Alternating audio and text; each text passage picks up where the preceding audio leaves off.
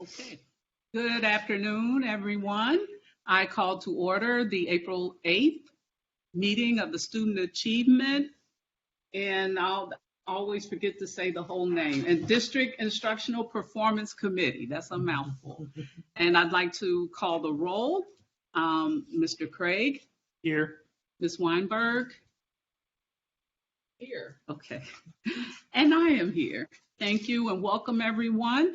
And welcome to the first time in this room, which I personally like better than being in the ILC, but welcome. Just one slight adjustment in the agenda. We're going to move number 9 up, and we'll do other business last. So we'll move that one up, hearing of the public, and close out with other business.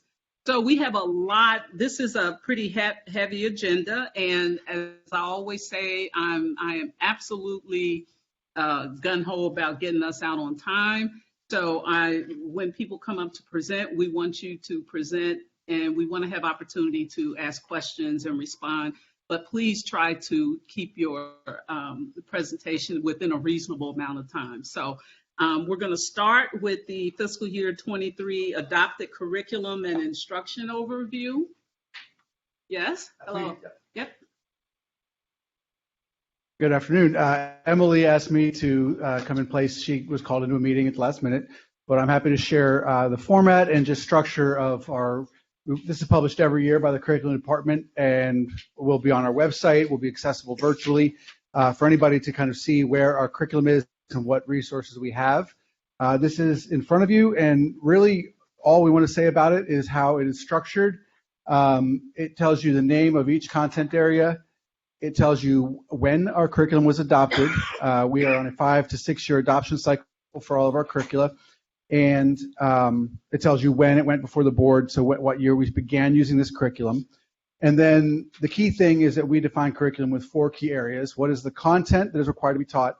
What resources do we have with which to teach it? What is our pedagogy or instructional strategies? And then finally, what is our measurement or our ongoing checks for progress? So for each of the content areas, you can flip through this and you can see that we list exactly what the curriculum is, K to 12, for each of our main content areas. And that's really just an introduction to the way this document is set up.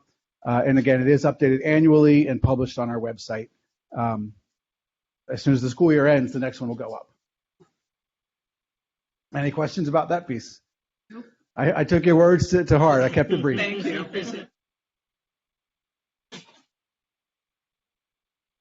Anybody? Okay, it's a lot of information.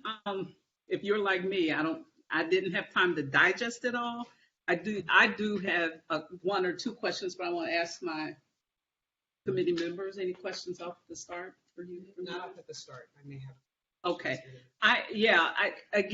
It was helpful for you to give us the context of the cycle when it's adopted. So currently, what we have in front of us has already been adopted and passed by the board. Correct. The most recent adoption was science, which happened about a month ago. Yes, it did. Okay. And world languages is on schedule to have a formal adoption next year. Right? Next year. So it's a 5 to 6 year adoption cycle. So it'll be 5 to 6 years from whatever point it was adopted. That is correct. And I said 5 to 6 because it was initially created as a 5-year cycle, but because we had a delay due to financial budgeting and personnel issues, where some of them are not on a 6-year cycle, but once that occurs, they'll go back on a 5-year cycle. Okay. And my other question is, because as I was looking through, and I actually did have a chance to look through this part, it helped me better understand the pedagogy piece. I don't know if I'm saying that word right, but the strategies around that. And then I have a follow-up question about that. Sure. So when we have an adopted curriculum, it usually has some instructional strategies built into it, like a lesson flow, start with this, go here next. It will just describe whole group, small group, individual instruction, intervention strategies for those students that need it. But then there's a lot of, teacher decisions in there as well. Okay. So because there's a lot of teacher decisions and school decisions for their own school philosophies, et cetera, there are some guidelines such as an evidence of success. So an administrator could walk in, or a teacher could even plan saying, what does good instruction in English look like? What does good instruction in social studies look like? And those are research-based best practices that we provide professional development on and things like that. So a lot of it is built into the curriculum itself, those teacher moves, but a lot of it allows for teacher flexibility and to try different strategies and things like that. Okay, great, thanks.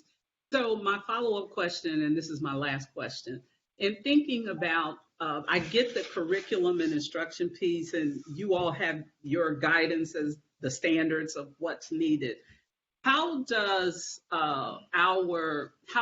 each school's focus area fit into the implementation of curriculum and instruction activity? An example would be if we have a STEM program, the STEM concepts, how are they built into curriculum and instruction? Absolutely, and that's where in each content area you'll see some of those strategies described. But if you went to a STEM school or a project-based learning school, they would build their units, they would build their projects while adhering to the curriculum. So the curriculum doesn't. The curriculum allows some room for flexibility, but the curriculum is the curriculum. So this is the curriculum, is sort of the skeleton. Correct. And then they can build in. So, for example, if there's a school, what am I thinking? Paideia comes to mind.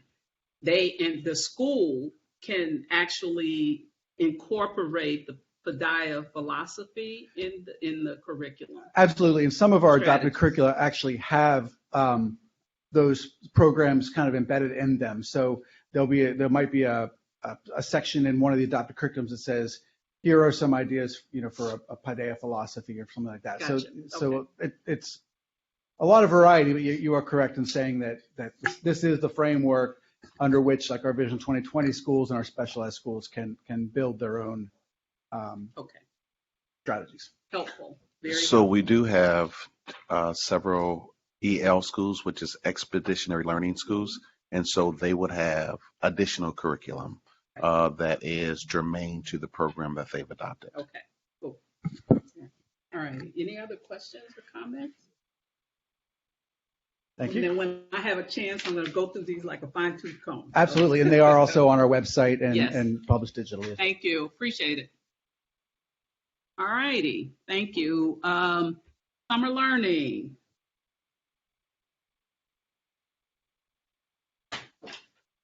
Good afternoon. Thank you for the Hello. opportunity to speak to you today. My name is Bridget McComas, and I work with the Department of Student Services. Today, we've brought to you an update with regard to our Summer Scholars Program. Our team is Liz Wolf with Curriculum and Instruction, Angie McDonald with the Office of Early Childhood and Development, Heather Calhoun with Positive School Culture, and Casey Fisher with the Office of Community Engagement. And so each of us will speak with you about various parts of the program. I want to first talk to you about some just high-level overviews on what the Summer Scholars Program is. If we go to the next slide, you can see that similar to last year, we are hosting a Summer Scholars Program for pre-K through 12th grade. The one shift is that we have really embedded our recovery services for students with disabilities into the inclusiveness of the program. We largely did it separately last year. Another piece that we'd like you to know is that our school schedule for buildings, we've asked for a must-have for every building of a minimum of 5 hours of programming. So that would include 3 hours that are dedicated to academics, for which we've provided resources, and at least 1 hour dedicated to enrichment in the afternoon. Heather's department with Positive School Culture embed social emotional learning into that 5 hour time. The next piece that we'll take a look at is Jumpstart, and so Angie McDonald's going to come and speak with you. Good afternoon, everybody. Hello. Next slide, please. So Jumpstart is a program that will be housed during the month of August, and it is for all of our preschool and kindergarten students. So any CPS school that has preschool or kindergarten will have their doors open for our students who are in preschool or kindergarten. The program itself will run from August 8th through 12th. and it will be a 4-hour day. Each school building will run Jumpstart based on their regular school starts time so that we can get some things in place with dining services and transportation. Principals will be submitting all documentation on Summer Scholars Essential Tool Guide, just like they are doing for everything else. So it's a one-stop shop. So anything that principals need and need to submit to us or need to get from us, they can do it on that Essentials Tool Guide.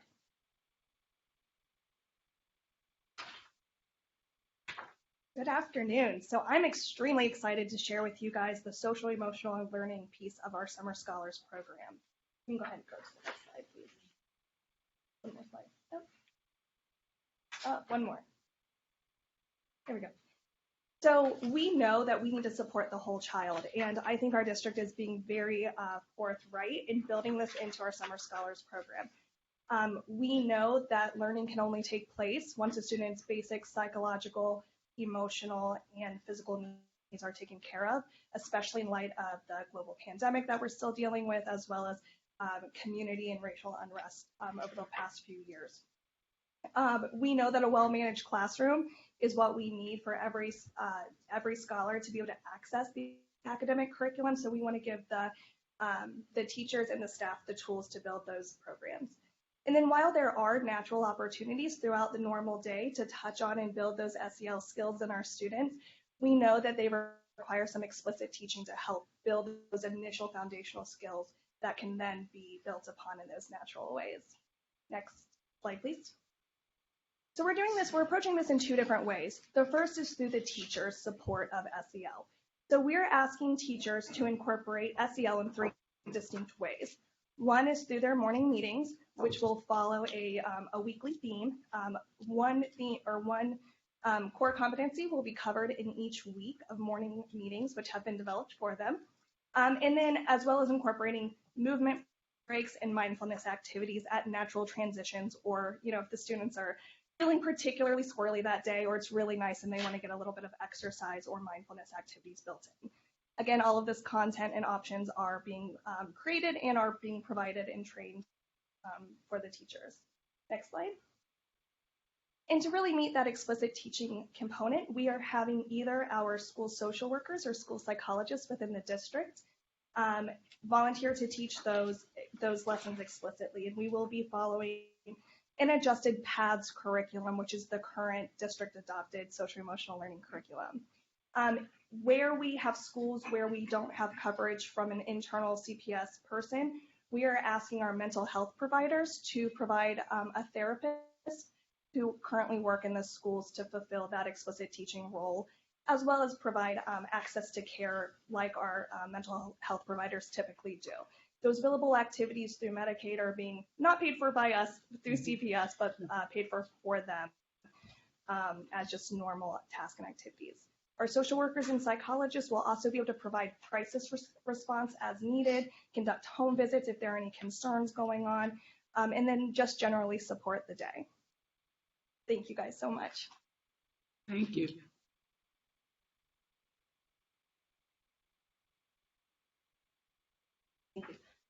There was a question at the last board meeting. Good afternoon, everyone. Sorry, Hello. apologize for that. Good afternoon.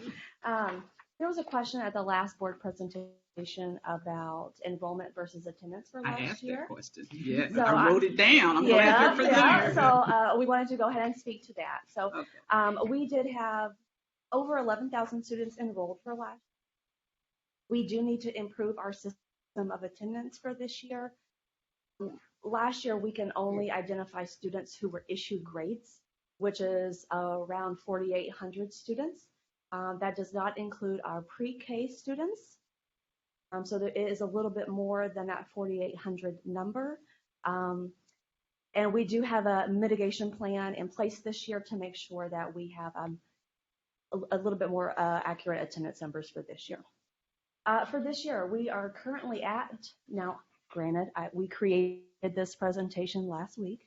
So that number is currently, when I did the presentation, we had almost 9,000 students enrolled. I did look this morning at Cognos, and we have around 10,500. So even in the past 2 weeks before spring break, we've had an increase of about 2,000 students. So we're looking at around 10,500 and a few extras for pre-K through 12 enrollment for this year. We are doing additional enrollment efforts this week via robocalls, a Google sign-up form that was sent out through POSSUP, and then sharing the form and information on our social media and our website as well. Today is the last day for enrollment, so we will have all numbers calculated over the weekend and available on Monday morning. And attendance will be pulled through an additional Power School step in June, which we have already planned and discussed with various departments. Then we're going to go forward one, please, to curriculum. This year, in addition to last year, we're going to continue to use our on-grade level academic work and push our adopted curriculum for math, ELA, the newly adopted science curriculum, and social studies as well, which we are pushing out and training our staff members on how to access those resources in Schoology. We are requiring pre and post assessments for ELA and math for all K through 8 students. We are currently working through mitigation plans for, we have a lot of paras that will be leaving classrooms as well this year. So working with IT so that they also have access to the platforms and curriculum necessary. We have been training staff already. The first training was yesterday. We had over 150 teachers, so it's going well. We have 3 more sessions and are looking for a really great turnout. Implementation of assessments, we will be monitoring them the first week and the last week of school to make sure that they are being used, and we will follow up as necessary to make sure that we have that necessary academic data. We are also encouraging our teachers to use the adopted curriculum, but personalizing the adopted curriculum so that they best meet the needs of the students. So if when they have students on their roster, we encourage them in the first training session, and we'll continue to do so, to look at the most recent spring benchmark assessment scores, including MAP and the curricular assessments, to be able to provide the personalized instruction for students that need it the most. So we're looking at that as well, but again, using that adopted curriculum to personalize that instruction. And then I'll hand it over to Casey.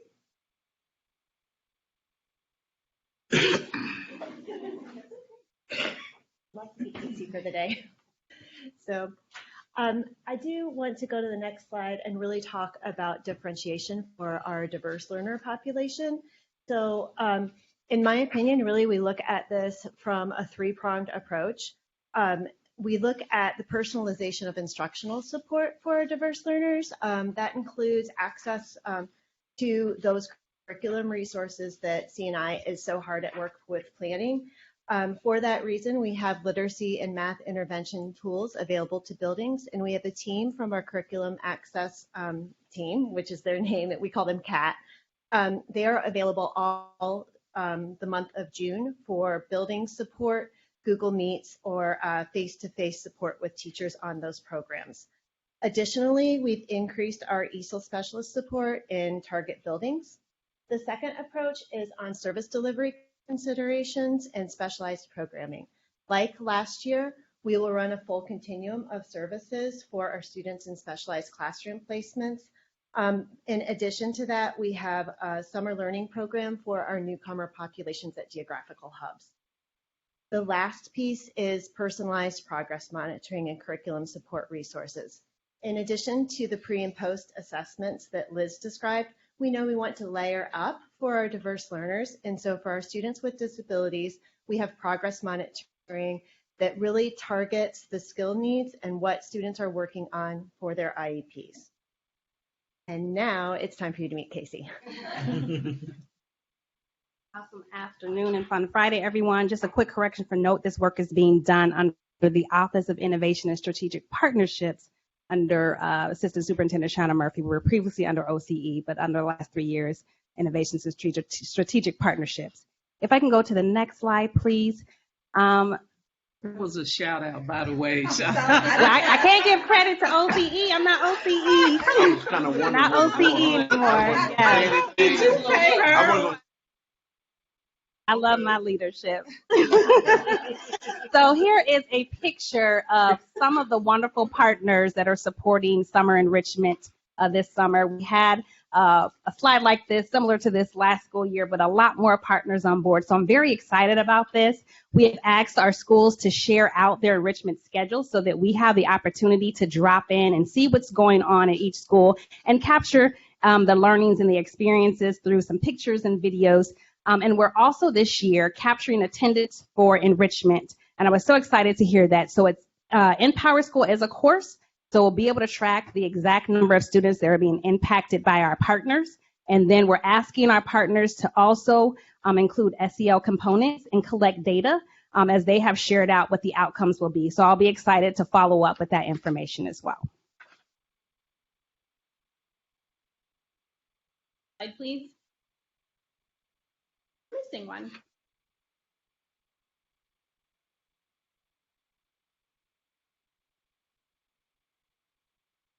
As you can tell, we've kind of tried to work as a team with switching back and forth. So as Liz had mentioned, last night was our very first staff professional development with our work session. And I think she said 150 on the call. I believe at one point I saw 170 some educators ready to go and learn about the offerings for summer scholars and start really thinking about what they'd like to teach. The professional development was designed in mind to reflect start times for early and late schools. We also are, this would be with the Office of Communications and Engagement. We are offering training on talking points, which is a communications effort to reach our multilingual families. It's pretty cool. You can put the message in English and then it will translate it out to the language. They have over 110 different languages available. Our teachers are compensated for their time in attending this professional development. And I was happy to say that I walked into a building this morning and somebody came right up to me and said, "Thank you so much. That was a great session last night." So I think everyone's excited. All right, now I get to tell you about transportation. So a few things about nuts and bolts of how are kids going to get there. So for our students who use the Metro, they will not have to do anything other than continue to use the current path that they have. For our yellow bus service, they will have a morning pickup, midday pickup from school to go back home, and then an end of the day home as well. So all of that should be pretty seamless. For our preschool students who qualify for transportation, they will still receive transportation services for summer scholars and also for our Jumpstart program in August. Transportation is currently working with schools on their arrival and dismissal times and planning those routes. So that's all being taken care of. So next slide, please. Last but not least, just a few next steps that we're working through. So obviously right now we're finalizing budgets, those enrichment partners and activities. Enrollment numbers is a big piece, as today is the last day for students to be flagged in Power School. We will all begin ordering our instructional materials in early childhood. That's a big deal. So I'm very excited about that part of it. And we are going to continue pushing out those staff professional development sessions so that everyone feels ready and prepared. And Liz and I are currently working on getting some information together so that we can appropriately market Jumpstart for August. So that should go out in the next week or so. Anybody have any questions for anyone on the team? Thank you. Well, first of all, you all tag team really well. And you gave a shout out to Shauna. I think Dr. Brown's a little envious of that. But he knows, I know. I know. But yeah, but we appreciate that. And I have a few questions or comments, but I'm going to ask my colleagues. Any questions or comments? I don't have a question. I just have a comment. Thank you so much for presenting. I know as a teacher, the last time Summer Scholars was around, I will say it was a little hectic, a little crazy, and you all have really come forth with some information. I think teachers are going to be very thankful to have a plan in place and executing, and I look forward to seeing our students, of course, getting better and expanding and pushing on with their academics. So thank you. Thank you. Brandon? Yeah, so I do have a couple of questions. They're not many, there's like one or two here, but one is really backing back to the social emotional learning aspects. And so I think it's very important that we have that time for the students, especially during this summer period, for them to be able to be somewhat active in their learning and also active, that idea of them getting a break. And so I just wondered if you could talk a little bit more about how are we connecting that idea of that social emotional learning to give them free time to also explore themselves and their the subject matters they're learning in that process. Yeah, that's a great question. So we're really trying to build that in. We're really trying to build the capacity within our teachers to really understand the why of the SEL that I explained here, and that many people do get the importance of this being foundational to really creating that classroom culture, especially through the morning meetings, and really utilizing the structure. And I don't want to say informality because Summer Scholars isn't informal, but it does have more of that summer camp feel. It is optional. There's, not test prep, that they have to worry about, to really take that time to test it out, right? We're all about quality improvement in this district, and really taking the time to say, okay, if I take this 15 minutes out of my very hectic day and I spend it in a morning meeting, building on self-management skills, getting to know my students, building that community, how does that pay off throughout the rest of the day? What natural opportunities naturally come to mind now that I'm oriented, right, to that and what that really means? And how can I tie that back to that morning meeting activity we did, or this mindfulness activity that I can tell people really like and are really gaining some calmness or centering from? So it's really focusing on building the capacity and understanding in the teaching staff. And we really have that embedded into their morning meeting packets and materials that we've developed for them. I think that's great. I think, again, part of what really helps some students in this less formal setting of a education is to be able to connect them doing some physical activity, them doing something different to that learning process. I just had one other question, and it's really around Carolyn's question from before, but this idea of this enrollment versus attendance, and how are we thinking about this? I know we talked about it, keeping track of it a little bit better, but are we also going to be thinking about how do we adjust and address some of those concerns that might come up that are affecting attendance versus those who were enrolled at the beginning? I can take the first shot at that. So social workers, we had a pretty large turnout of social workers who have committed to working Summer Scholars this year. And part of that role, while we're not tracking, chronic absenteeism or filing any sort of truancy charges, obviously it's optional, having that social worker support in the numbers that we currently have, I think will be really critical if there are concerns of, we know this student, we know the family, they signed up for Summer Scholars, they're not coming. And we have that support to then do that home visit, to employ all of our social workers' wonderful, loving investigative skills to really look into supporting that family and seeing what that barrier is to attending, and seeing if we can remove that barrier if at all possible, but at least have information about why that student enrolled but is not showing up. I don't know if that fully answers your question, if you have any more to add. But that's one of the things that we're working on our end, and really trying to help support Summer Scholars and the attendance that way. That's great. I think, again, we have data, but sometimes we don't have the narrative behind the data to understand why. And so I think that's a great helpful. That's all that I have. Okay. I'll also quickly add, we've been more intentional in the enrichment space in the high schools because we were having struggles with the students wanting to go to work versus staying for enrichment. So we have included some partners that through their programming, the students actually get paid to participate. So we're hoping that will also increase the attendance on the high school end. Awesome. I have a couple questions and a couple comments. First of all, I really appreciate the follow-up on the question from the board meeting. It really helps put things in a bigger context. Following along the lines of the previous question, I don't know I'm not a data person per se.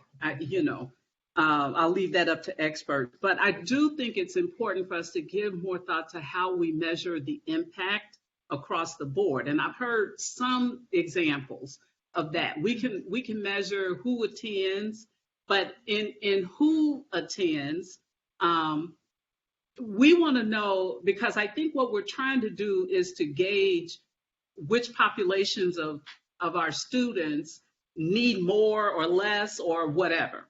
And how we address their learning loss is going to be individualized, of course. So how we measure impact according to demographics, for example, is it possible for us to look at who's attending, demographic, racial, ethnic makeup? Can we identify by community?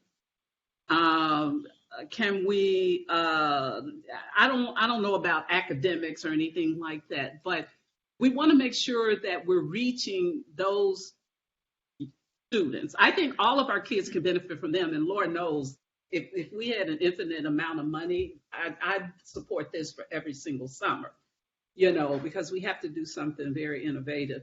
But we want to make sure that we're also getting to those kids who need it the most, if that makes sense.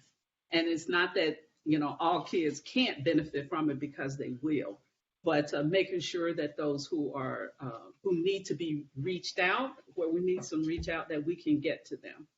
So, yeah. Don't you worry. Next time. I got you. We will have that data for you. Okay, thank you. As well as academic data too. Okay, We'll wonderful.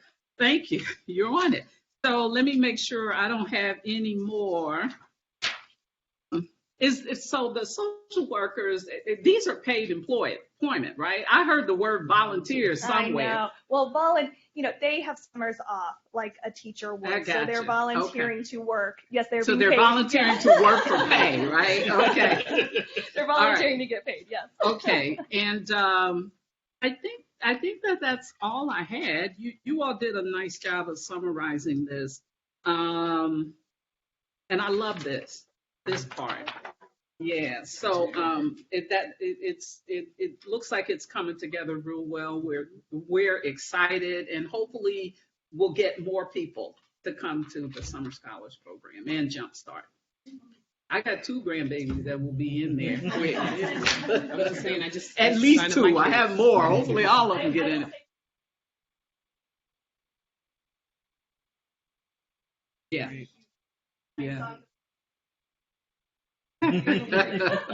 Yes. Ms. Jones, if I could just add one thing. Sure. This has been a great collaboration across multiple departments and led by Ms. Elizabeth Wolf. And they've done a tremendous job learning from last year and some of the areas where we needed to close the gap, and then offer additional measurable input so that we can share information in terms of the impact of our Summer Scholars Program.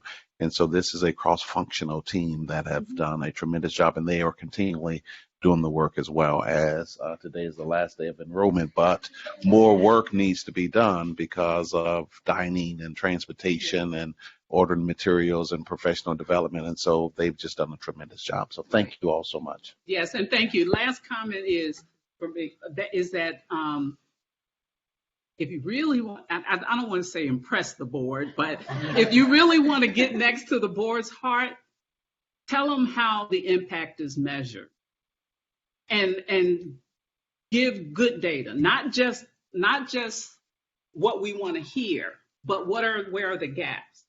Those are the kinds of things that help us as a district to move forward. Because if we can identify what works well, we can identify what doesn't work well, and those are things that we have to work on. But I'm very pleased. I'm very pleased with the presentation today. And I just had one question. I heard you say, is today indeed the last day to sign up? Yes. So if I got an email saying that I can extend my child's sign up from her school, can I believe that or no? I'll let you know. There's going to be at least one. The only thing I will add is Jumpstart is different than Summer Scholars. No, it's not for Jumpstart. It is for Summer Scholars, and they told me I had 2 more days. So is that not the case? We'll talk. Yeah. Okay. Thank you. Thank you so much. Thank you. Thank you. We really appreciate it. Right. Thank you. You too. All right. So moving on, we have social studies. It's me again. You're going to see a lot of me this afternoon. No wonder you didn't leave. Thank you. My name is Dave Traubert. I did fail to introduce myself before, Thank but you. I was a surrogate for Emily. So now I'm introducing my world. It's the social studies curriculum update for this school year. It's super exciting for me to talk about. We've got a lot to celebrate. And we just want to jump right in with kind of an overview. We gave you the curriculum overview at the beginning of this meeting today and talked about where we get our curriculum from. So we want to talk about what is our existing social studies curriculum, where we are on our adoption cycle, what are our big celebrations from this year, what we're excited about to improve upon, and how we're using data, which sounds like it's run of the mill, but for social studies, it's kind of exciting because for the first time, we've got some data we can really sink our teeth into. So that's all. I just went over just now. Go ahead, Rob. Thank you. We have our main adopted curriculum is TCI, or History Alive. TCI is Teachers Curriculum Institute. They have science curriculum as well, but we have them for social studies. And it is a completely online curriculum where teachers and students, grades kindergarten through U.S. government, which is 11th grade, have access to online workbooks, online curriculum. It's all rostered automatically, and we have a lot of great folks in our department on our team that support that. We can get student teachers, co-teachers, intervention specialists, all on the same page as the lead teacher. We supplement that with the DBQ project online. We've had this for about 5 years. It was developed by AP U.S. history teachers out of Chicago who said, how can we make the AP writing process accessible to every student? And it is a step-by-step. We look at primary source documents, open-ended questions, and students are scaffolded through that writing process. It's a great argumentative or persuasive writing program. And then we have some specialized curriculum for Ohio history at 4th grade and Cincinnati history at 3rd grade, which was actually written by CPS teachers about 4 or 5 years ago and is due for an update due to changes in our city government as well. Go ahead, Rob. We really stand, like all of our curriculum, we stand on making students think and leaving them to be participants and leaders in their own education. That's done through, I didn't go in the exact same order, but if you go through our curriculum guides, you'll see a lot of question marks rather than statements. We don't want to say this is what you need to learn about a topic. We want to generate questions for students to come up with some of their own answers. So, for example, what was so revolutionary about the Industrial Revolution? We want to ask, the SHEG one you see at the top there is from Stanford University, Stanford History Education Group. They have got a ton of resources that guide students through these open-ended questions that would be good for adults to talk about today. How can we know the truth? Or how can the truth be different if no one is lying? You know, those are big questions that our students can learn some real life skills out of diving into, and they can apply that to whatever they're studying in history or social studies. So inquiry is a big part of it. The biggest thing that we're probably the most proud of in the last couple of years is the equity piece. We've believed in equitable education and social studies as in all of our curriculum for years, but in the past couple of years, equity, anti-racism, and representation have been bubbling to the top of discussions. And we have spent a lot of time building into our curriculum on top of what we pay for. But we've asked our experts to say, what is not in the state standards that our students need to know? And so every unit at every grade level includes this section, which we call lessons addressing everyone's perspective. And we add in lessons on those things that might not be necessarily elevated by the traditional standard that we believe has some built-in barriers to equity in our state standards. So, for example, this teacher came up with a lesson on the Women's War of 1929, which is something that isn't in the standards as they're written, but it does help understand the standards to know how these things inspired women in Nigeria to demand to be part of their government. We build those in throughout the curriculum. And then one of the things we talked about with data, we talk a lot about a big part of curriculum is ongoing assessment. How do we know students are learning? That was something that in social studies, social studies doesn't have a MAP test. Social studies is only tested by the state at 2 grade levels. So there's a lot of gaps in standardized data for social studies.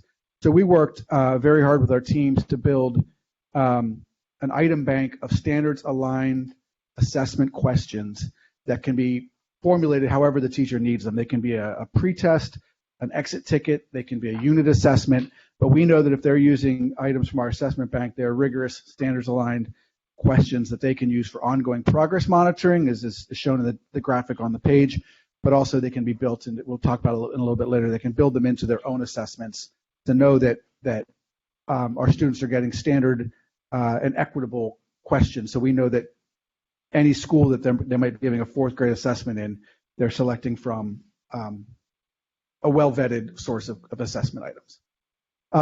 What are we celebrating this year? I'm sure you've heard about this. This is something that I am bragging about to everybody that listen.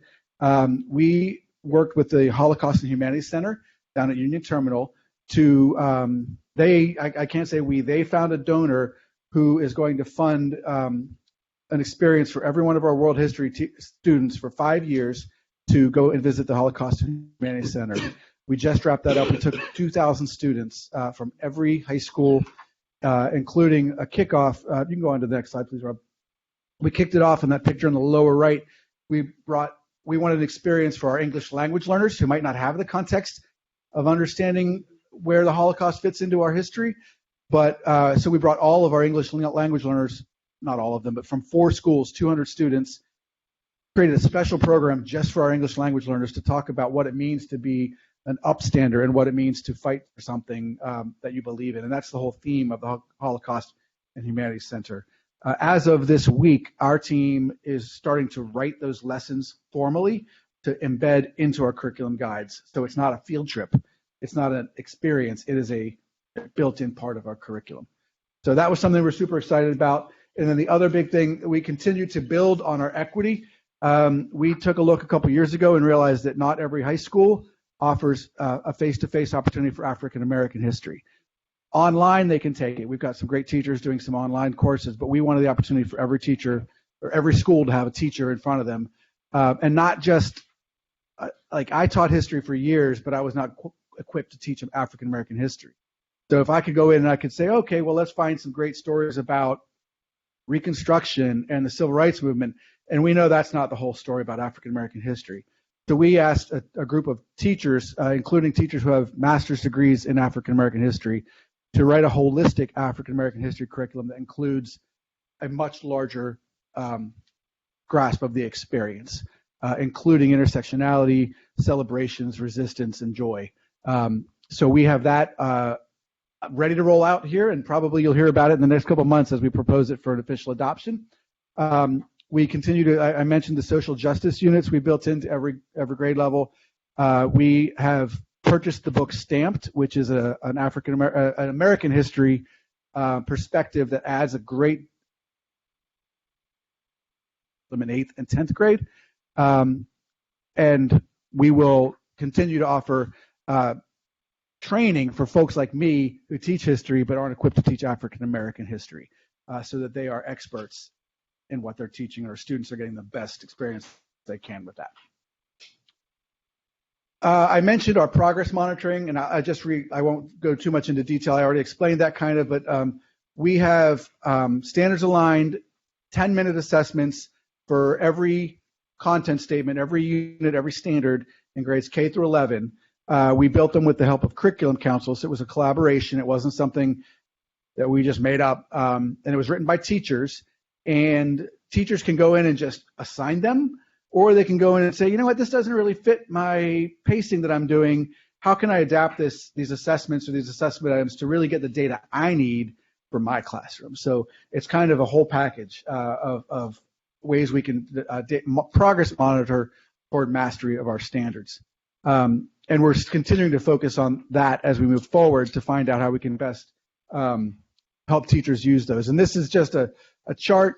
I kind of gave it out of context. I took some of the numbers off and the school names off of, but these are teachers who have been using these ongoing assessments all year. And the kind of straight diagonal line is the growth pattern. So you can see obviously the performance has gone up generally over the course of the year, but you can see a lot of ups and downs on that chart, which just, to me, one of the things that I've learned from that is that some content is harder than others, and you'll see some performance reflect that. So we have these tools, and we're training teachers and how to use them. me standing up here sharing them with you is important, but it's more important that a classroom teacher know how to take this back and plan using it. So what's next? I mentioned the African American history curriculum. We are ready to sort of unveil that. It's going to go to Curriculum Council next month for their approval. And then next year, we're going to test out some resources. There's a lot of stuff we can buy, but there's a lot of stuff that we can build, that we have some experts that could build things as well. So we're going to have the curriculum ready, but exactly what book or online source or whatever, we have not. That's going to be a target for next year. Senate Bill 1 requires us to offer a financial literacy course in high school for half a credit. We're working with the math department, my colleague Dawn, and I are vetting that with our curriculum councils to see what exactly where it will be in the scope and sequence. Again, we have offered financial literacy. We'll talk about that in my next presentation, but we will build one that will meet that requirement. This isn't technically in the social studies curriculum, but you probably have heard of our course that's being rolled out called Adulting 101. That's a 7th and 8th grade elective, and there are 2 financial literacy units in that elective for middle school.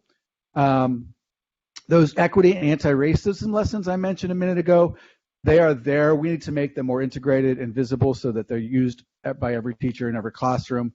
And then something new that just had my first meeting about yesterday is we have a new requirement to include curriculum on student interaction with peace officers somewhere in the high school curriculum. Would not be a standalone course likely, but it is a state requirement with some very specific asks that we're trying to navigate. And we met with the head of our security department yesterday to figure out how we can involve them in that discussion as well. And then the last page is our team that I've done so much of the heavy lifting, our coaches and our curriculum council chair.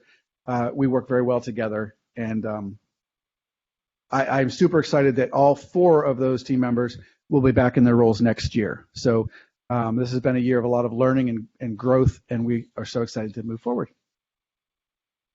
What questions do you have for me today? Questions? Very good presentation. Just going back to slide number 6. I'm going to pull it up myself.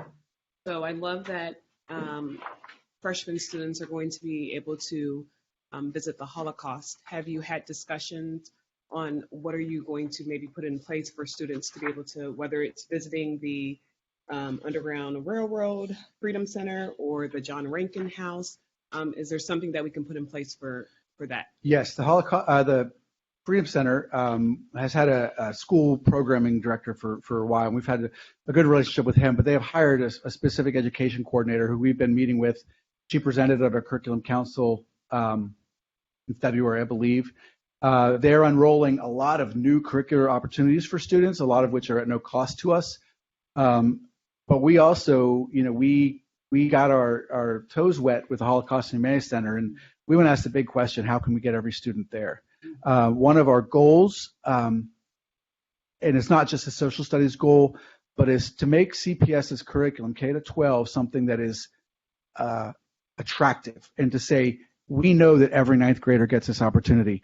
We know that every 4th grader, because we know that some schools are going because they've got the resources or they've got the interest to do so.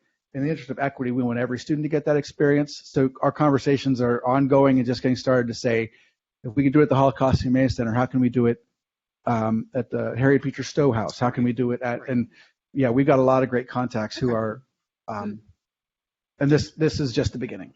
Great. And last thing, I love that they are financial literacy piece because I think that is very important. So I'm excited to hear more about that as well. Yes, during the pandemic in the summer of all the unrest, you might remember we had a program out of Josh Harden's department called Speak Up, Speak Out, and the students on those panels very clearly asked for financial literacy and African American studies. Exactly. Thank you.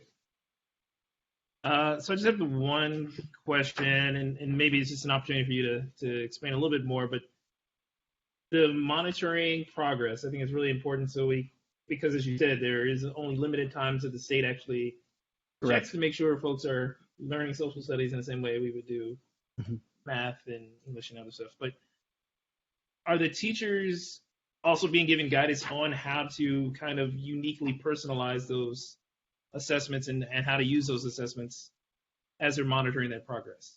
Absolutely, yes. And this year we kind of built out, like, if a teacher walked in with never having taught before and said, what do I do?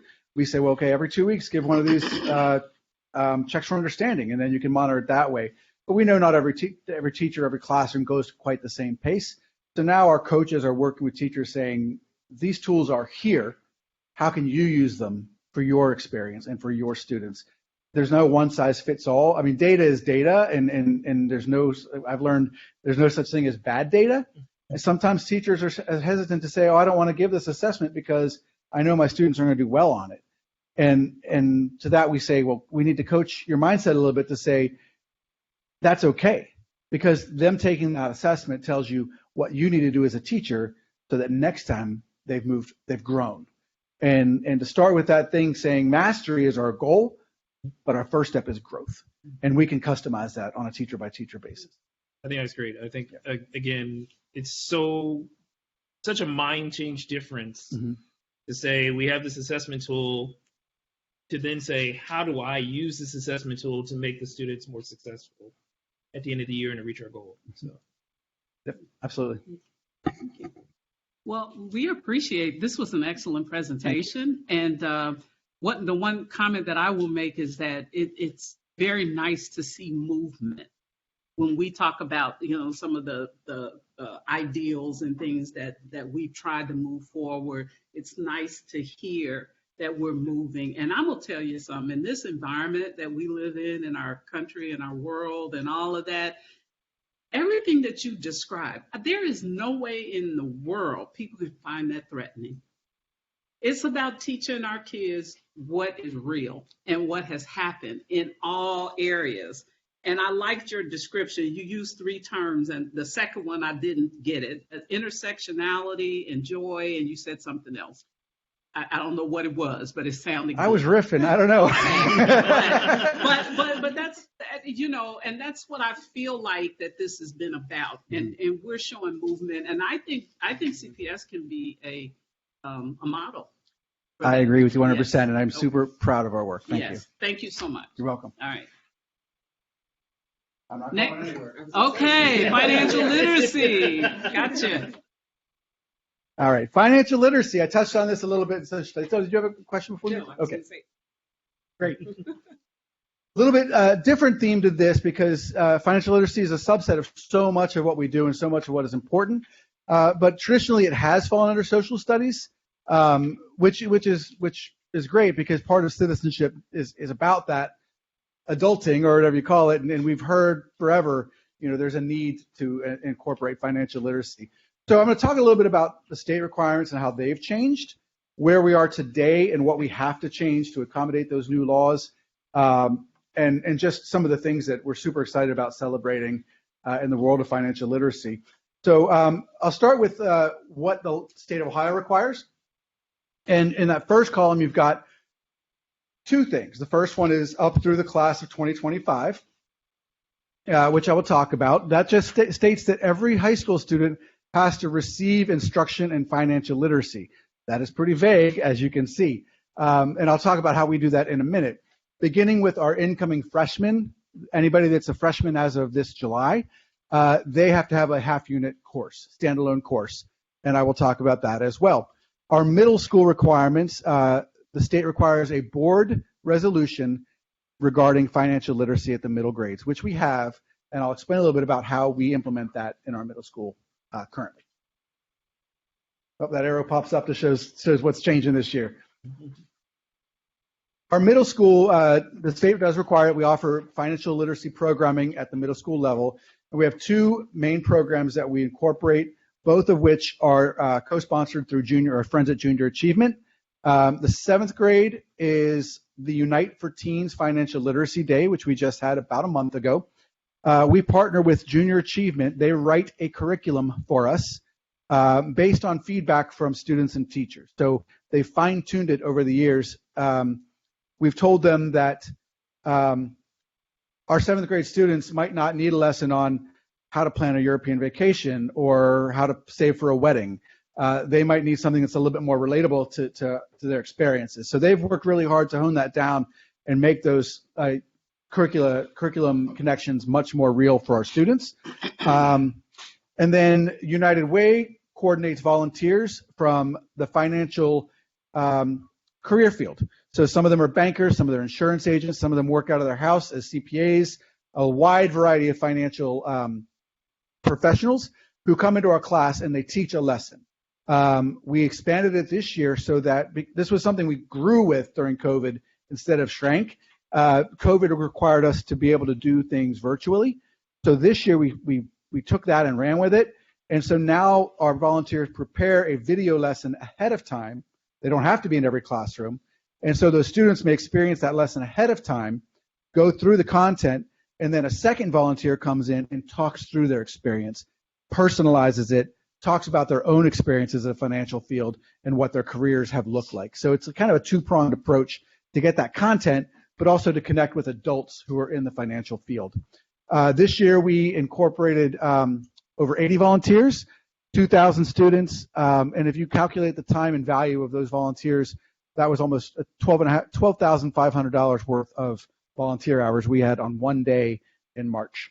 And I have a meeting with Junior Achievement United Way next week to see how we can improve it for next year. Our 8th grade program is also through Junior Achievement. It's Economics for Success. It is a 6-lesson series that volunteers come in and do. So we set up every 8th grade teacher, again, with a volunteer from the financial industry, and then that teacher and volunteer coordinate their schedules to come in over 6 weeks or so to deliver that Economics for Success unit. Junior Achievement offers a lot of programs that our teachers can choose, and we ask them every year to tell us, well, who's using them, because we might not know all the ones, but those are 2 more programs, Global Marketplace and It's My Business, which is an entrepreneurial program, have also been used by our middle school students. Currently, our high school, as I mentioned at the beginning, the state requires financial literacy education in high school. Very vague. They do give some standards, so we embedded that into our government class, which is kind of the last required class before adulthood. We thought that was a great place to put in financial literacy. So we use EverFi, which is similar to Junior Achievement, and that they provide free programming and training for us. And that is a program on financial literacy, or a program called Venture on entrepreneurship. Teachers that use the entrepreneurship program with their students their students all enter for a $2,500 scholarship, and they give at least one to a CPS student each year. That's going to change a little bit as we move forward. Beginning with this year, this incoming group of freshmen, we do have to have a standalone course. And Dr. Williams and I have been consolidating, looking at the law, looking at opportunities. We have to consider what are the teaching requirements for that, what are the licensure requirements, make sure that any teacher has the opportunity to get that endorsement to do so. Currently, it can satisfy a credit requirement in math or social studies, but it would be an elective, and we're going to build out that curriculum so that this year's freshmen will have that ready to take and figure out what resources we need to look into, what's free, what we can pay for, and then, of course, how to adequately staff it. One more thing we have to celebrate before I close out is that we have 2 other partnerships with Junior Achievement that aren't necessarily straight up financial literacy, but they impact our students' financial health overall. Our career tech department works to put on the Inspire to Hire program, where high school students go down to NKU for a career fair where they can make connections with employers in the Cincinnati region. So on day 1, we sent 322 freshmen and sophomores who got to experience it, see what some career opportunities were, talk about people about what they do in their jobs. The next day, we sent about the same number of juniors and seniors, and that day was set for setting up interviews, trying to get jobs, and putting those kids in face-to-face hiring situations with employers in the Cincinnati area. And this is hot off the presses. Since the present tense versus past tense could be changed, this Wednesday was our first stock market challenge, a junior achievement program that we have not done as a district before. A couple teachers here and then over the years have done it, but for the first time we're putting it as a district thing, and we piloted it with 2 schools, no experience having done this before. Dr. Don Williams was driving this carriage, And we worked with teachers, she worked with teachers at Euler and Dater to understand what that program is and how it would fit into Algebra 2. And so we had this 2 teams from Euler and Dater High School go down to Cincinnati State Wednesday. Is that right? And they placed first, second, and third. The first go around. And one student from Euler qualified to go to the National Stock Market Challenge, which typically would be a trip to DC, but this year it's virtual. So, Oh, darn. but Dawn came back that day and said the teachers that took their students were so excited and ready to jump into this to see how we can continue this and grow this moving forward. It just was something that we didn't know would be something our schools would be like comfortable embracing, and there's so much going on. But the fact that they went there kind of sight unseen and won first, second, third, they brought home all the hardware, as Dawn said. So we were super proud of that and super excited to grow that experience as well. Thank you. Thank you very much. Any questions for this? I don't. We're short on time. I'm here, sorry. but I just Yep. it's Told you to okay. hear a lot But from me any today. questions, Brandon? I just have one, just kind of real quick, not really a question, just more of just a statement. And I think that financial literacy piece is something that's so important also because a lot of these students, when they leave here and leave the comforts of home, they're going to be hit with so many different reasons to lose all this lovely money that they've earned. Yes. And we want to make sure that they're understanding that. So I think that's really crucial. We are currently we focus on the middle school program and the high school program, but our next steps include, it's never too early to start financial literacy. So bringing that down into our curriculum, it exists, but how do we really build on that and make it not just something they're learning, but something they are embedding in their own experience so that they have those tools and skills as they grow up. Thank you very much. Thank you. Thank you. Okay, so we have about 28 minutes, and I promise we're going to get through all of these. ACT, and it says committee members, but that was a typo. So it's ACT. Anybody who's presenting on ACT? Yes. Oh, there you are. Okay. Kathy Spellman. Good afternoon. Thank you for having me. We did want to give you an update on our state-funded ACT. So state law requires public school districts to administer an ACT or SAT each year to all grade level 11 or third year high school students in the winter, spring of each school year. So each school year, each school district can choose ACT or SAT, and since the inception of this program, Cincinnati Public Schools has elected to administer the ACT. So this year we administered the standard ACT test for the spring 2022 on Tuesday, March 1st. And then students taking the ACT accommodations authorized were able to be scheduling the 1st through the 11th. They had a window. So as of March 30th, approximately 72% of our students that registered or rostered to take the ACT state funded were processed by ACT. We are still assuming we will have a little bit higher number than that, not much, but they still have not calculated all the paper tests. I think Withrow was the last one to be accumulated. There was a labeling issue with that last group of paper tests. But we had more opt to go with an online test than paper. And so we are pretty solid with that 72. It will increase. Last year we were at a 72 when we closed out for 72% of our students that actually who were rostered, who said they were going to take that test, who are enrolled basically in that grade level, who actually participated and took the test. So ACT communicates the results.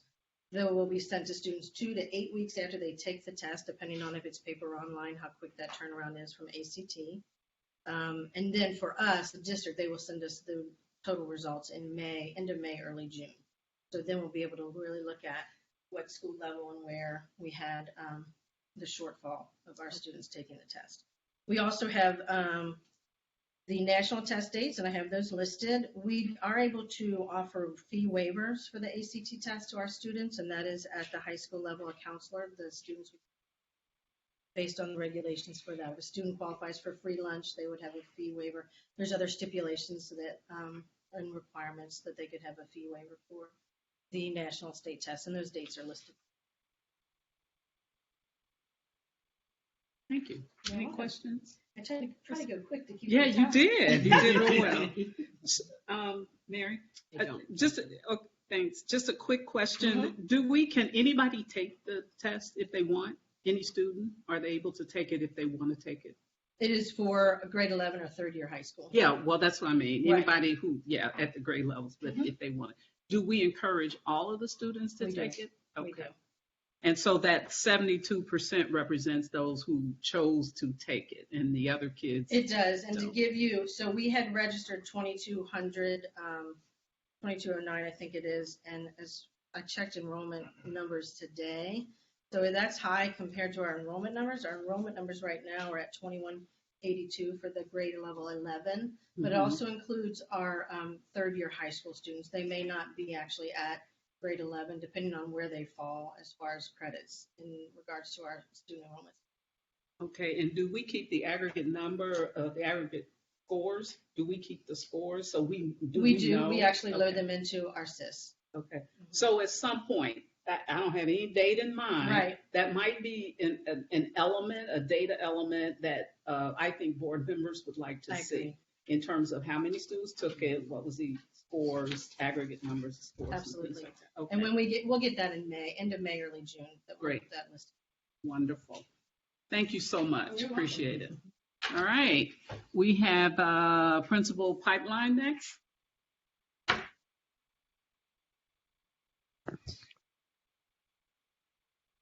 Are they online? They are not. They were sent the wrong code. I just emailed and sent them. Okay, You want to give them? that's up to Ms. Jones. Well, we'll unless you go want to go ahead to the with school agenda calendar. and see what happens. Okay. Okay. All right, school calendar, Mr. McDowell.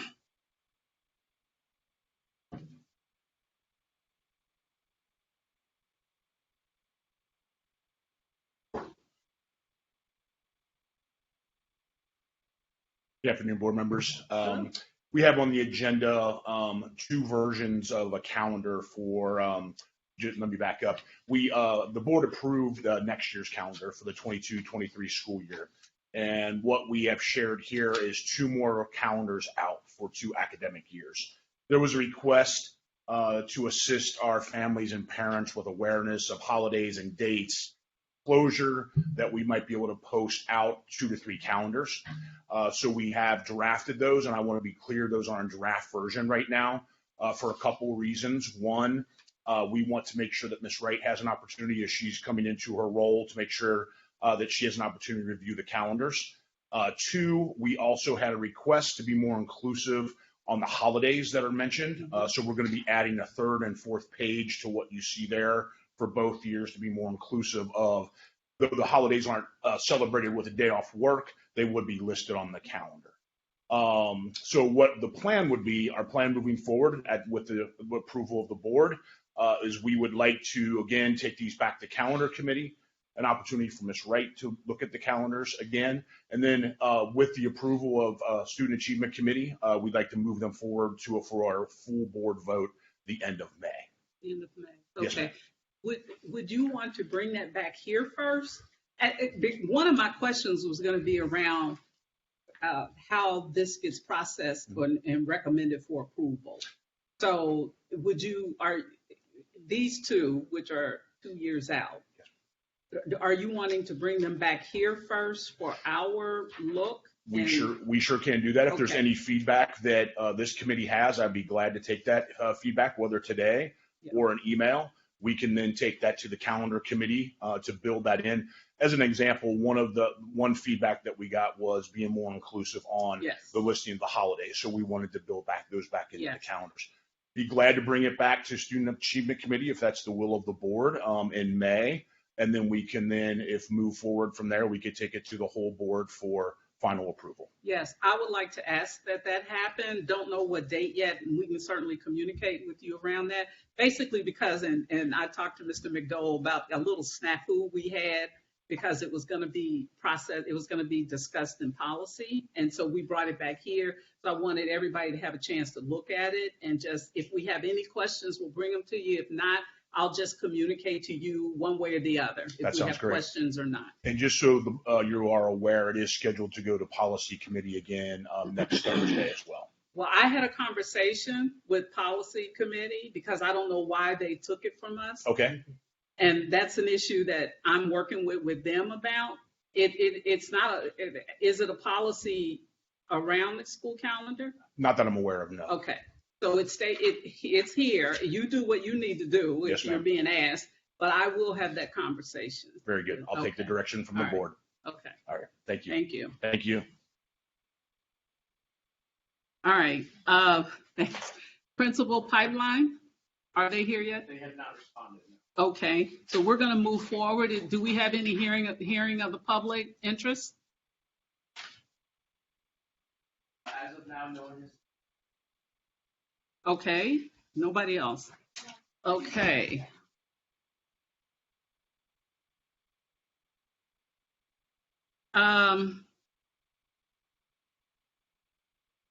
That is the only, do we have any other business? Okay, let's see if we can give them a few minutes if they're going to, I don't, who, somebody want to call them? I don't know who's presenting, but, okay. We'll give them a few minutes. We still have a few minutes left. Which,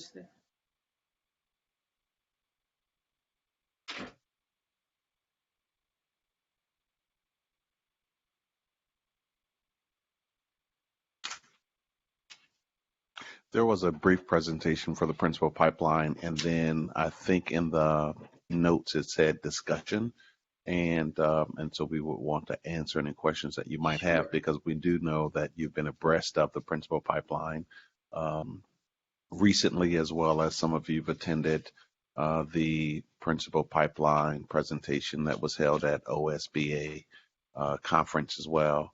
And so that's what today was. I think the presentation was very brief in terms of giving you the overview of the components of the principal pipeline, and then answering any questions that you might have. that would be fine.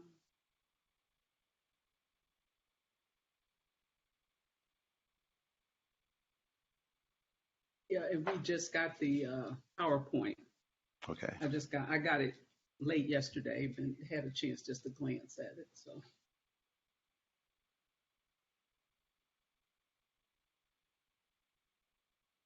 If they're not here, I can proceed with the principal pipeline. Sure. Is that okay? Yeah, absolutely.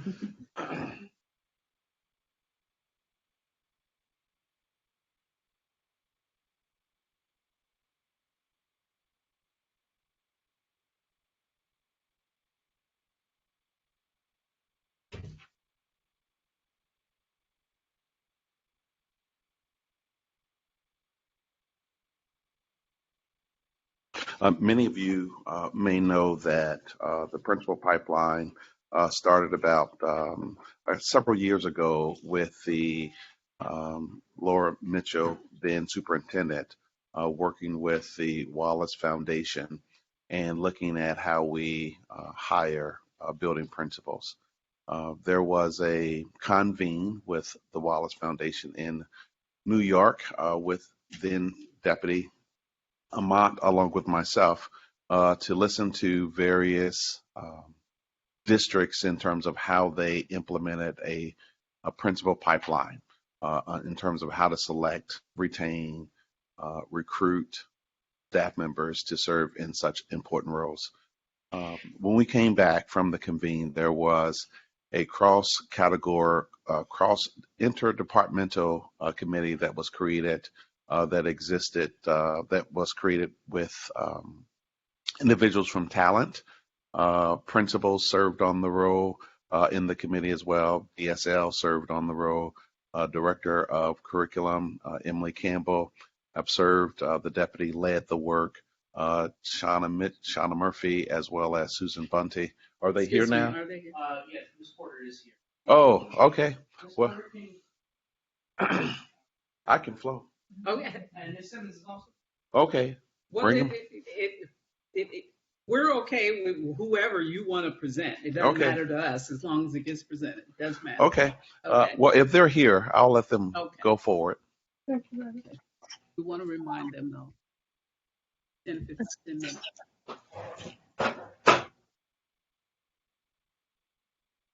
Thank you for filling.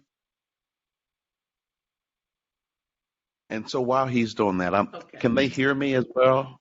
Okay. And so some of the first part of the role was to examine what we currently did and compare it to the domains of the Wallace Foundation. And what we noticed is that we had a lot of work to do as it pertains to selecting building principals within our district.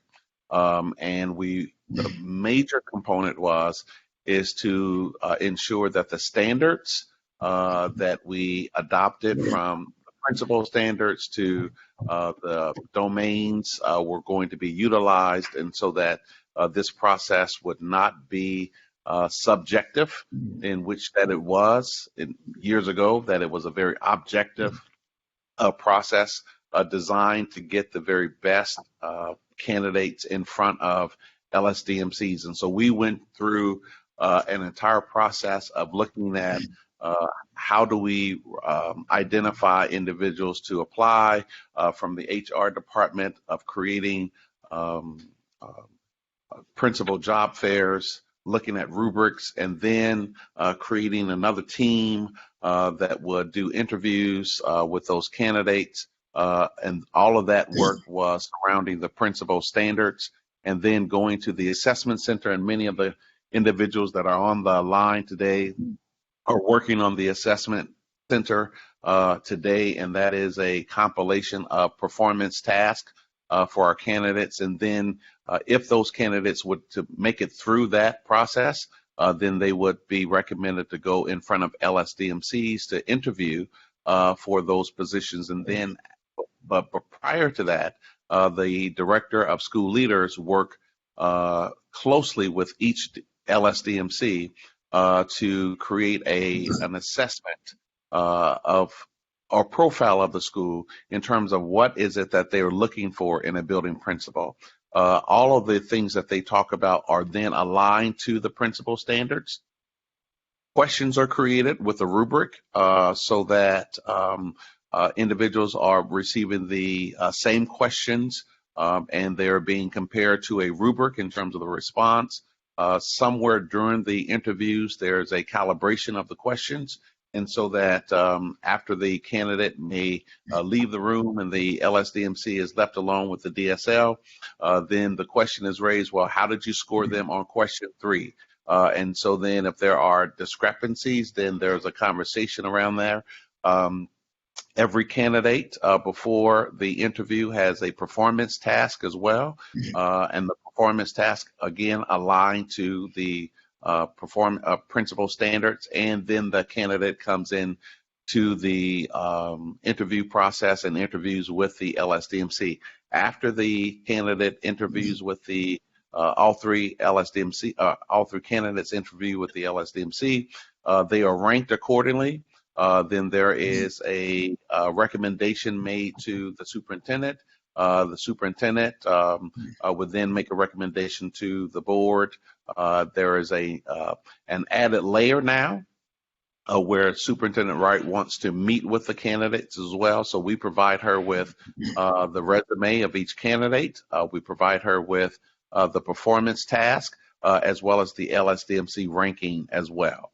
And so I know I did not include everything so that my colleagues that are on the line can share some information as well. And so whatever I did not include, please just jump on in, and we have about 4 minutes. So can you guys hear us? Yes. Okay, well, good afternoon. I'm Stacey Hill Simmons, one of the directors of school leadership. I also manage the programming for Principal Pipeline, and joining me this afternoon is Mr. Taylor Porter. Mr. Porter is the principal at Gamble Montessori High School. We're excited to just join you guys and talk a little bit at a high level about the Principal Pipeline. What we're going to do, what our aim today is to just review the components of the pipeline experience, while just attempting to kind of really get you guys excited about the pipeline, as excited as we are. And really, our hope is to just pour in some pride and practice that we share as a family doing this work. Our goal for the session is to just get through the pieces and just introduce you guys to what it really looks like. Can you back up some, please, sir? And then we want to allow some time in the end for us to actually share out questions, because you guys should be able to generate some really good questions based on the things that we're sharing. So what is the principal pipeline? Doc talked a little bit about that.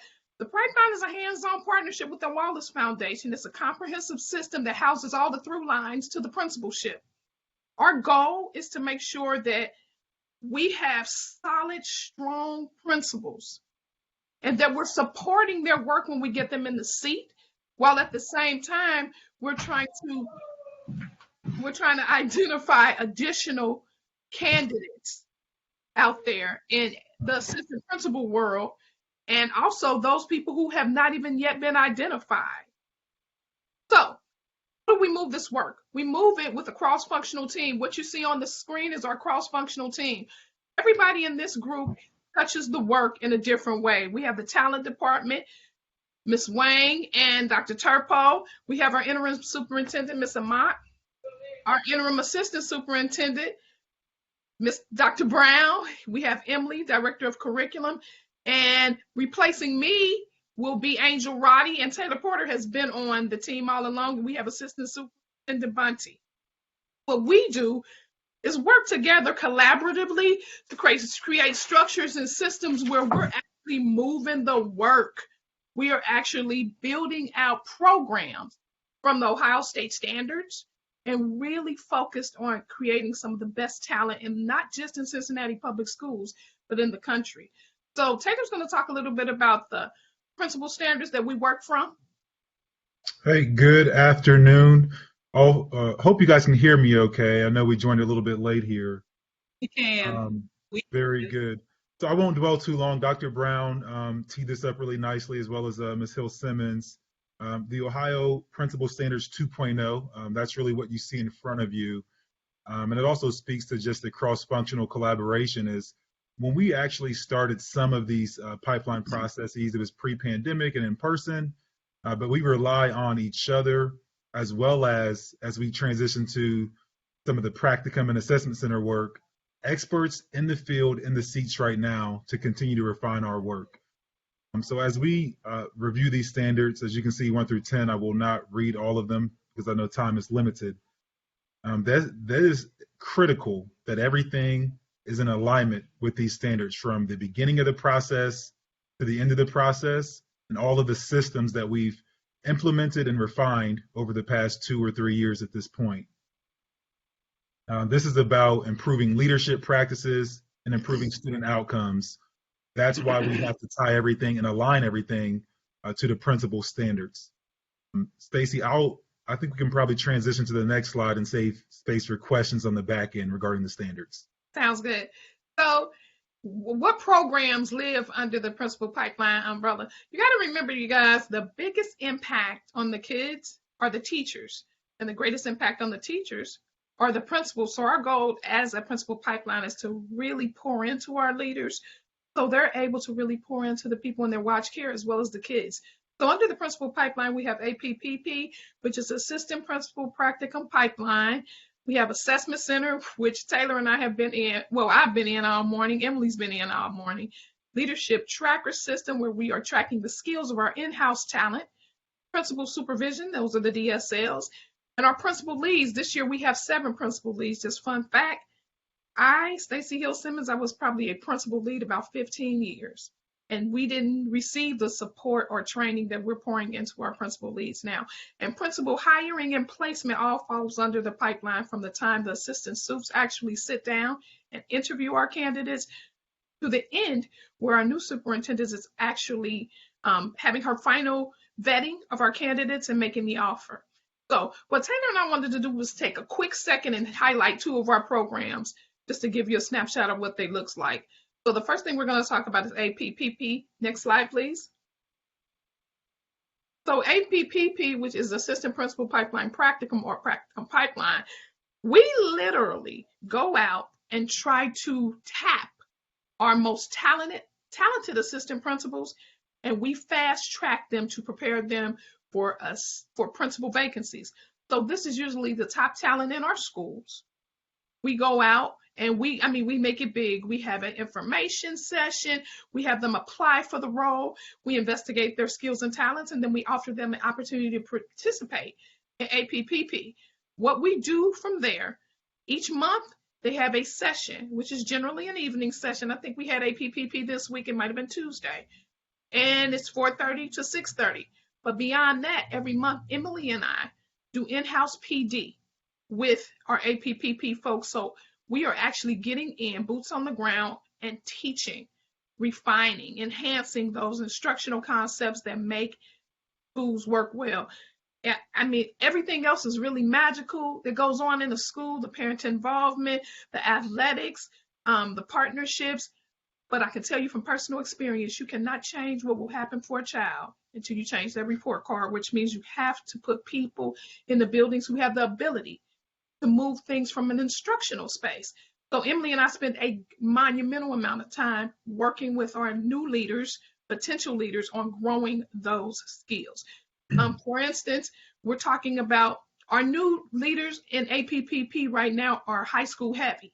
So they may not have necessarily had the background skills with data and station work. So we're doing a station session with them, which means we're going to take a little field trip, and we're going to Evanston, and we're going to sit in a third grade classroom so they can see what that actually looks like, sounds like, feels like. And then Emily and I will meet with them with our teacher who will host. So it's pretty cool. If you could tap the APPP agenda, please. At the end, every school. Ms. Hill Simmons. Ms. Hill Simmons, if you can hear me, you all got about 2 more minutes. Okay. Every candidate Total. Okay, sir. Every candidate in our program has to complete a project, and the project is instructional based. And we ask that they really hang out in an instructional space and look at their schoolhouse and identify a system that they can really tweak, actually start having some alpha data and having some end data. So we end the year with a project showcase. And what the candidate has the opportunity to do is showcase the work that they've done. We invite their principal, we invite our superintendent, we invite Dr. Brown. We have a luncheon that Dr. Brown paid for last year, and we hope he remembers that he agreed to pay for it again this year. And I don't recall. You got 1 minute. Yes, you did. So it's really exciting, and they're excited. And they generally take that work into their experience as they begin to interview. So we're going to stop right there, and we wanted to take a few questions. Okay, thank you. Board members have questions? I have one. First question is, does the pipeline include both internal and external candidates? Or can you describe, there are different pipelines, so to speak? Yes. Yes, it includes both internal and external candidates. And so we interview both internal and external candidates, yes. For pipeline, yes. For pipeline, gotcha. Okay. And then my second question is, Dr. Brown kind of summarized this, but what happens at the assessments center? How do you want to take that one? I'd love to. I had a nice slide teed up here. I did. I had a nice little slide teed up, but I can just talk you through briefly. And a lot happens before the assessment center to make sure we're prepared appropriately. And that includes the cross-functional team that you were able to lay eyes on the second slide, where all the departments represented. But we also have Mr. Antoine Lewis from the elementary level that plays an integral role in executing the assessment center. This assessment center is really a full-day experience that really requires a heavy lift to organize appropriately in this virtual environment. And we usually run it from 8 o'clock, sometimes up till 3 p.m. It depends on how many candidates are included in that assessment center. The assessment center includes 4 different tasks. And these tasks are scored by a rubric provided by the Wallace Foundation that really allows us to be unbiased as we decide how these candidates perform in the assessment center. Task number 1 is titled the Maxwell Assistance Team. And I guess in short, it allows us to really see some executive presence, executive leadership, ability to analyze a school, for high performing and low performing. Task number 2 is what we call an in-basket activity. This allows you to see the strategic management and organization of a potential principal, whereas they have a mountain of work on their desk and they've got to go through a program in which they organize that and prioritize it and tackle it. The next task is probably one we're most proud of. It's totally focused on instructional leadership, which is really the bread and butter of how we make schools better. It's called the Tale of Two Students. It allows us to really gain and gather insight as far as how that candidate is able to see instruction in the classroom and then how they coach teachers to be better teachers. Really big deal. And that final task of the assessment center is really an opportunity to see professional writing and introducing yourself as a brand new principal. So it's a full day and a lot of work before you even get to the day, but the team is tremendous, and Stacy really has done a wonderful job onboarding me to that team. And just a fun fact, Ms. Jones, all of our assessors are sitting principals. But the really neat part about it is our assessors operate in anonymity. They are in shadow. So if you are a candidate, you have no clue who your assessor is. Another effort of us just to protect the integrity of the experience and kind of weed out some of the biases. And they're all volunteer. These principals give up a full day to hang out with us to go through assessment center. So we are coming from assessment center right now. Okay. Thank you. Any other questions from board members? Okay. Well, I don't think we have any more questions. I appreciate you all logging on to join the meeting. I think this is probably the last agenda item then. It is. Okay. Well, hearing no further agenda, meeting is adjourned. Thank you.